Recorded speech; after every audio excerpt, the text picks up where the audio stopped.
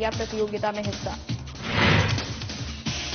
रोमांचक सफर के लिए हो जाइए तैयार। लेह दिल्ली रूट पर आज से बस की सेवा हुई शुरू। 1740 रुपए में कर पाएंगे 1026 किलोमीटर की यात्रा। ऊना में भगवानों पर अभद्र टिप्पणी करने वालों पर लोगों का गुस्सा। गिरफ्तारी की मांग को लेकर किया गया प्रदर्शन।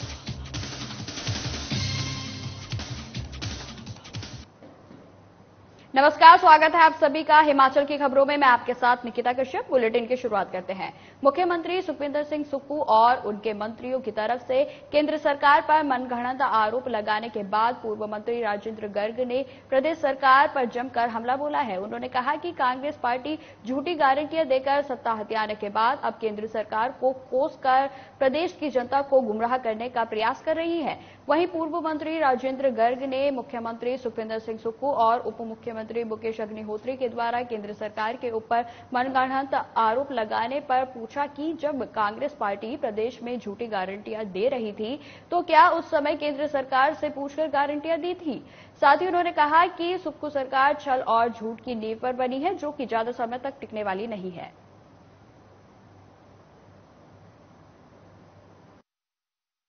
हिमाचल प्रदेश सरकार के द्वारा चुनावों के समय जो कांग्रेस पार्टी ने जो 10 गारंटियां लोगों को दी थी और जिसकी एवज में लोगों से वोट लिए और लोगों को गुमराह करके सत्ता हासिल की, आज सत्ता हासिल करने के 6 महीने बाद भी अभी वो उन गारंटियों को पूरा नहीं कर सके और गारंटियों को पूरा करने से पीछे हटते हुए अब कांग्रेस सरकार जो है केंद्र सरकार के ऊपर सारी बातें फोड़ने का काम शुरू कर दिया है।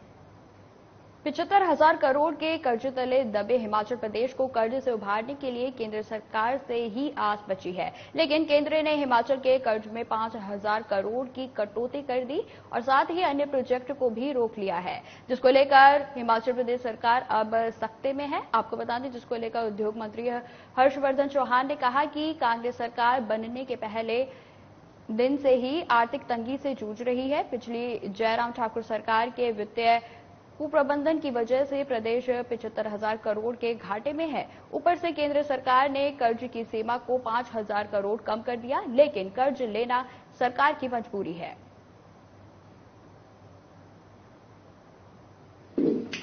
हम हिमाचल में जब से कांग्रेस की सरकार बनी है, हमको फाइनेंशियल कंस्ट्रेंट्स का सामना करना पड़ रहा है। जब मेरी सरकार बनी 75,000 करोड़ रुपए का लोन हिमाचल प्रदेश पे उस वक्त था। हमारी मजबूरी है, हम लोन उठा रहे हैं, ये हर सरकार की मजबूरी है, मगर हमारे को जो लिमिट थी वो आपको पता है 5,000 करोड़ जो है वो गवर्नमेंट ऑफ इंडिया ने उसको कम कर दिया गया है। और एक्सटर्नल एडेड प्रोजेक्ट्स जो है जिसके ऊपर कोई कैपिंग नहीं थी, कोई लिमिट नहीं होती थी, वो हम फॉरेन एजेंसी से, चाहे वर्ल्ड बैंक है, एशियन डेवलपमेंट बैंक है, ये जायका है, यहां से हमारे प्रोजेक्ट्स आए थे। राजधानी शिमला के कालीबाड़ी ऑडिटोरियम में 68वीं अखिल भारतीय नाटक और नृत्य प्रतियोगिता का आयोजन किया जा रहा है। यह 4 दिवसीय कार्यक्रम है। इसका शुभारंभ 6 जून को हुआ है और इसका समापन 10 जून को होगा। वहीं आपको बता दें कि इसमें 20 राज्यों में को शामिल किया गया है, जहां कई राज्यों के लोगों ने बढ़ चढ़कर भाग लिया। इसमें ऐसे लोगों को आगे लाया जा रहा है जिनके घर की आर्थिक स्थिति ठीक नहीं है, पर टैलेंट कूट कूट कर भरा है। बता दें कि 1200 प्रतिभागी इस प्रतियोगिता में शामिल हैं।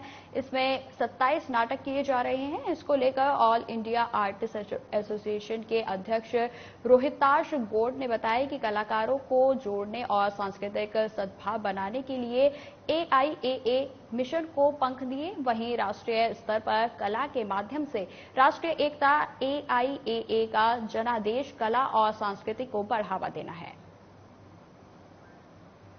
तो आपको बता दें कि एक बेहद ही भव्य और बेहद ही रोमांच भरा जो है एक प्रतियोगिता का आयोजन शिमला में किया जा रहा है, जिसमें तकरीबन 1200 प्रतिभागी जो हैं भाग लेंगे। वहीं आपको बता दें कि इस कंपटीशन में 20 राज्यों से लोग जो हैं वो शामिल हुए हैं और भाग लेने के लिए वह शिमला में पहुंचे हैं। वहीं आपको बता दें कि यह इतना भव्य एक रोमांचक भरा जो है होने वाला है कार्यक्रम, जिसमें कि 68वीं अखिल भारतीय नाटक और नाट्य प्रतियोगिता का आयोजन किया जा रहा है, जो कि 4 दिवसीय है। वहीं आपको बता दें कि इसका शुभारंभ 6 जून को हो गया था, जो कि 10 जून तक चलने वाला है। 10 रहेगा। इसमें 372 डांसेज हैं और तकरीबन 27 नाटक जो है इसमें है। तो पूरे भारतवर्ष से 20 स्टेट्स को हमने कवर किया है और इसमें लगभग 1000 के करीब कलाकार इस समय शिमला में मौजूद हैं। हिम्मत बताएं कि 4-5-70 के आसपास पार्टिसिपेंट्स हैं इस बार, जिसमें नाटक भी है और डांसेस भी है।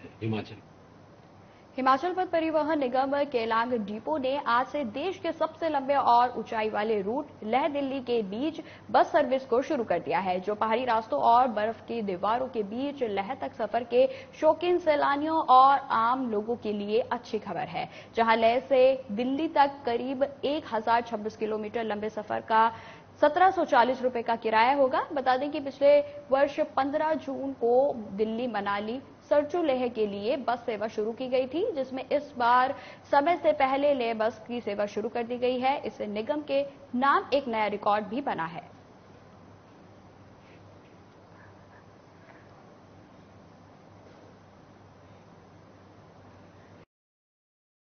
परिषद हिमाचल प्रदेश के प्रदेश मंत्री आकाश नेगी ने धर्मशाला में पत्रकारों से बात करते हुए सभी शैक्षणिक संस्थाओं में छात्र संघ चुनाव शुरू किए जाने की मांग की है, ताकि विद्यार्थियों को समुचित प्रतिनिधित्व का अवसर मिले और उसमें नेतृत्व गुण का भी विकास हो। वहीं अखिल भारतीय विद्यार्थी परिषद में सभी राज्य विश्वविद्यालय और महाविद्यालयों में वर्तमान की आवश्यकताओं के अनुरूप कार्य किए जाने सहित कई पक्षों में सुधार की मांग की है। बता दें कि देश भर में जितने भी विश्वविद्यालय और महाविद्यालय हैं, उनकी स्थिति में सुधार के लिए विशेष कदम उठाए जाने की मांग भी की है, जिसमें उन्होंने बताया कि विश्वविद्यालय प्रशासन शिक्षा क्षेत्र की गुणवत्ता पर ध्यान दे।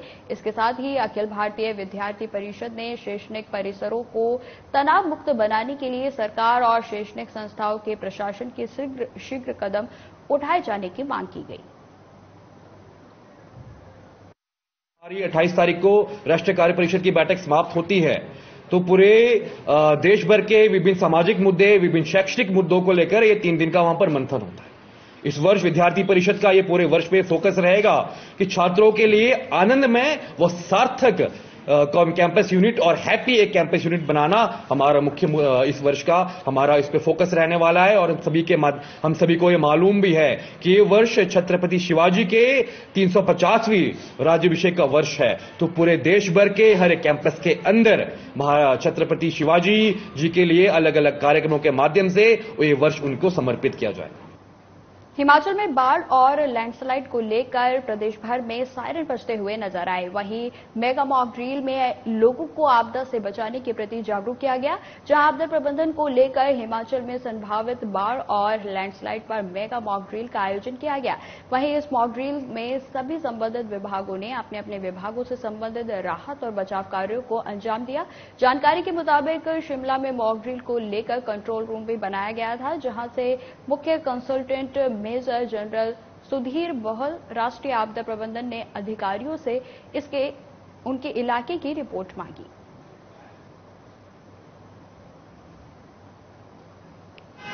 एनडीए में और हिमाचल प्रदेश एसडीए में हम एक साथ आज एक मॉक एक्सरसाइज कंडक्ट कर रहे हैं, जिस फ्लड्स, फ्लैश फ्लड्स और लैंडस्लाइड्स की परिस्थिति पे क्या कार्रवाई करनी चाहिए। तो आपदा जो ऐसी चीज ऐसी है, जैसे हम फौज में बोलते हैं उसी तरह आपदा में बोलते हैं कि the more you sweat in peace the less you bleed in war.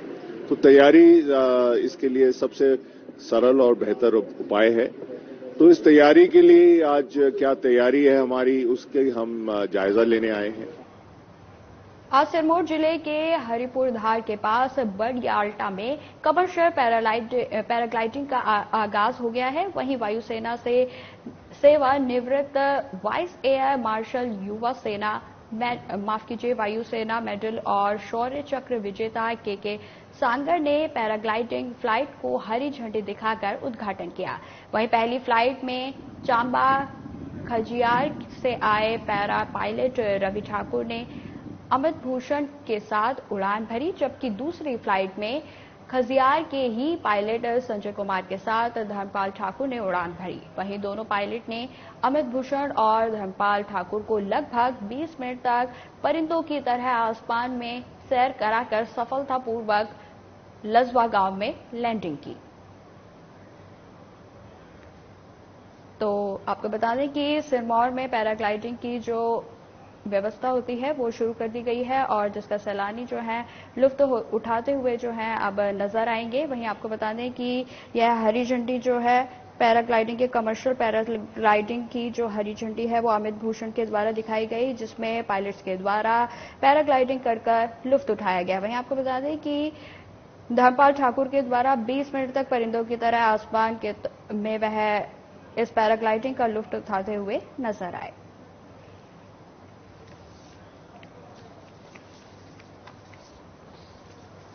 इससे लोगों को उत्साह मिलेगा, उनको इकोनॉमिकली बहुत फायदा होगा और जो आजकल के नौजवान हैं खासकर उनके लिए ये बहुत ही बढ़िया और उम्दा चीज है। आप अपना कुछ एक्सपीरियंस बताइए इस बारे में। हमने भी काफी खुराफातें करी है, क्या बताएं आपको, एक एक वो तो बताएं भी बहुत। पैराग्लाइडिंग का क्या एक्सपीरियंस है? हमने पैराग्लाइडिंग करी है, माइक्रोजेट फ्लाई किया है और जब हम ट्रेनिंग करते हैं पायलट की ट्रेनिंग, उसमें से ये पैरा जंप भी करना पड़ता है।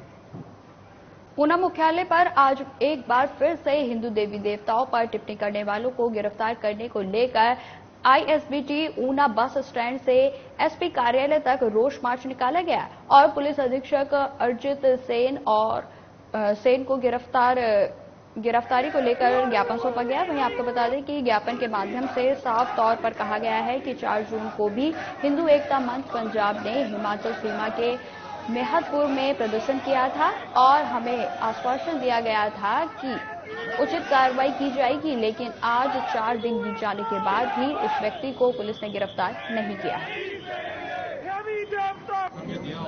लोग आए थे जो हमें ज्ञापन देने के लिए, हमने एफआईआर जो है इमीडिएट इस मामले पे दर्ज किया क्योंकि गंभीर मामला है और लोगों की भावनाओं को ठेस पहुंची है, इसलिए हमने इसके चलते एफआईआर रजिस्टर की।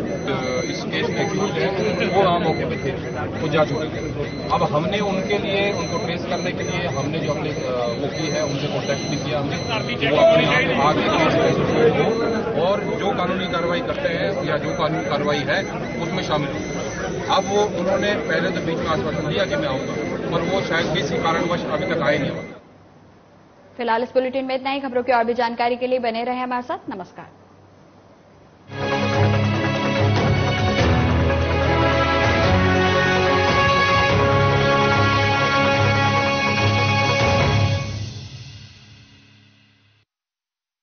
क्या आप